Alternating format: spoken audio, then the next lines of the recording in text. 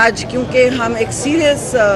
ایوان میں بیٹھے ہیں جس کے ہاتھ میں سارے ملک کی اس وقت تقدیر ہے، جس کے ہاتھ میں، جس کے فیصلے کی بنیاد پر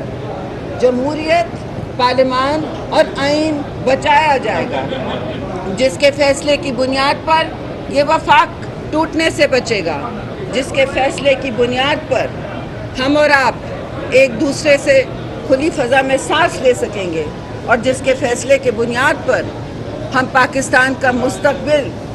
اس اندھیری رات سے جس پر پی ٹی آئی کے لوگوں نے ڈالا بچا سکیں گے۔